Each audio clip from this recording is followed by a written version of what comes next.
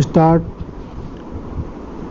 यह मेरा निश्चित मत है कि आज की अंग्रेजी शिक्षा ने शिक्षित भारतीयों को निर्भर और शक्तिहीन बना दिया है।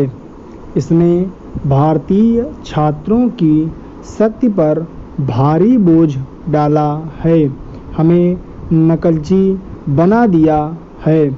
देसी भाषाओं को अपनी जगह से हटाकर अंग्रेजों को बिठाने की प्रक्रिया अंग्रेजों के साथ हमारे संबंधों का सबसे दुखद प्रकरण है।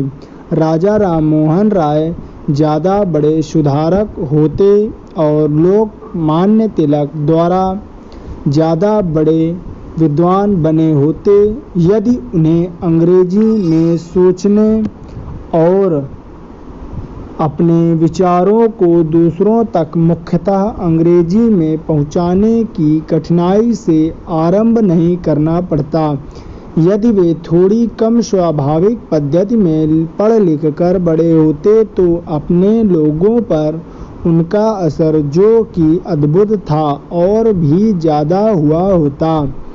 इसमें कोई शक नहीं कि अंग्रेजी साहित्य के समृद्ध भंडार का ज्ञान प्राप्त करने से उन लोगों को लाभ हुआ, लेकिन भंडार तक उनकी पहुंच अपनी मातृभाषाओं के माध्यम से होनी चाहिए थी।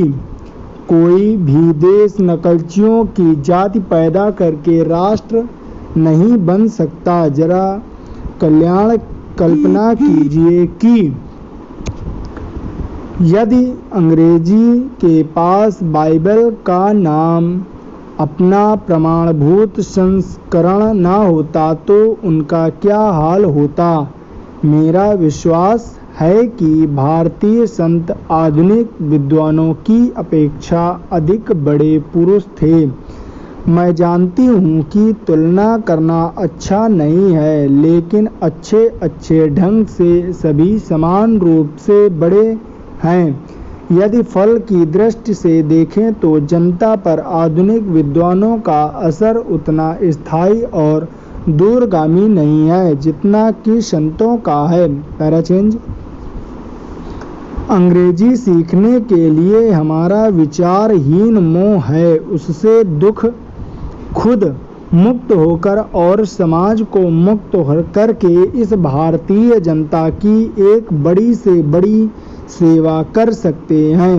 अंग्रेजी भाषा हमारी शालाओं विद्यालयों में शिक्षा का माध्यम हो गई है, हमारे देश की राष्ट्रभाषा हुई जा रही है।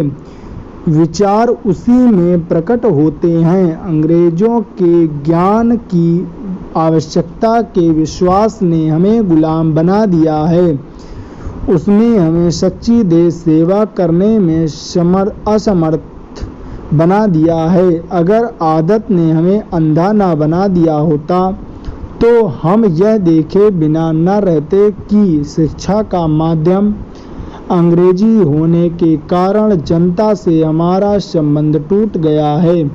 राष्ट्र का उत्तम मानस उपयुक्त भाषा के अभाव में अप्रकाशित रह जाता है और आधुनिक शिक्षा में हमें जो नए नए विचार शक्ति ज्ञान प्राप्त करने की बजाय अपरिचित शब्द और उसके उच्चारण सीखने में ही जो खर्च हो रही है, हमें अपने माता पिता से तालीम मिलती है, उसकी नींव पर नया निर्माण करने की बजाय हमने उस तालीम को ही भुला दिया है।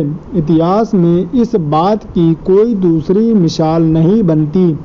यह हमारे राष्ट्र की एक अत्यंत दुखपूर्ण घटना है।